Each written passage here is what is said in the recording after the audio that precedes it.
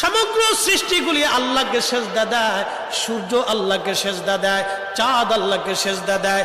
নবী বলেন, সাহাবীরা তোমরা কি জানো সূর্য কোথায় যে ডুবে যায়?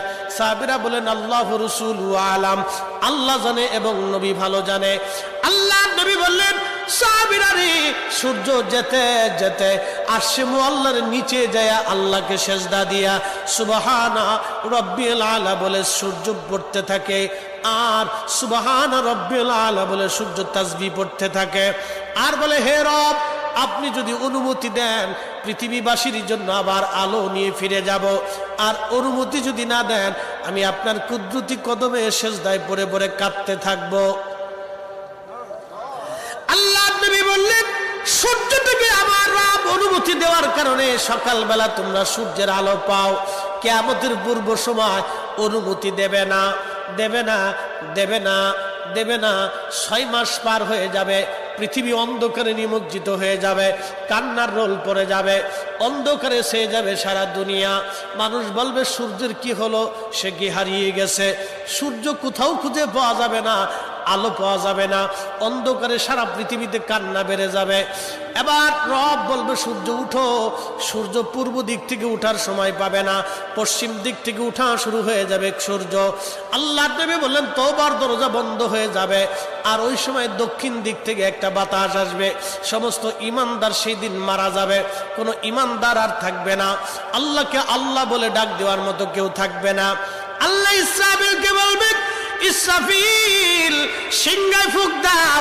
আল্লাহর এই ফেরেশতা সিংহা হাতে নিয়ে মুখের কাছে নিয়ে আল্লাহর আরশে মুআল্লার দিকে তাকায় থাকে, একটা সেকেন্ডের জন্য এদিক আর ওদিক করে না। কখন রব হুকুম দিবে সিংহায় ফুৎকার দেওয়ার জন্যে, যখন সিংহায় ফুৎকার দিবে, কুরআন বলতেছে, ইদাস সামাউ ফাতারাত, আকাশ ভেঙ্গে ভেঙ্গে ভেঙ্গে ভেঙ্গে পড়তে থাকবে।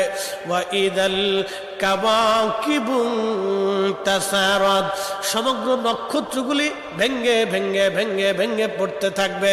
ওয়া ইদাল বিহারু ফুজ্জিরাত, সমুদ্রের তলদেশ উদ্দোলিত হয়ে যাবে, সমগ্র পানিগুলি পৃথিবীর উপরে আছাড় মারবে, আর ধুয়ে পারলে সব পৃথিবীবাসীকে নিয়ে যাওয়া হবে। ওয়া ইদাল কুবুরু বুসিরাত, কবরের ভিতরে যাহা আছে সব আমার মালিক আমার রব বের করে দিবে। কবর থেকে মানুষ বের হইয়া সেই দিন হাসরের ময়দানের দিকে দৌড়াইতে থাকবে, সবাই উলঙ্গ থাকবে, কিন্তু আমার নবীকে আল্লাহ 70,000 ফেরেশতা বেষ্টন করাইয়া জান্নাতের পোশাক পরাইয়া মহাসম্মানে ফেরেশতারা মিছিল দিয়ে দিয়া আমার নবীকে হাসরের ময়দানে মাকামে মাহমুদে বসাবে। একবার জোরে বলা যাবে কি আল্লাহু আকবার? বাজান মুসলমান, খুব মনোযোগ দেন। হযরত ইউনূস আলাইহিস সালামের কথা বলছিলাম, মাছের পেটের ভিতরে ইউনূস।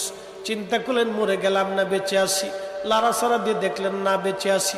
দাঁড়ায় গেলেন খোদার পয়গম্বর, দাঁড়ায় দিয়ে সেজদার মধ্যে পড়ে গেলেন, মাছের পেটের মধ্যে সেজদার মধ্যে পড়ে বলতেছে, লা ইলাহা ইল্লা আনতা সুবহানাক।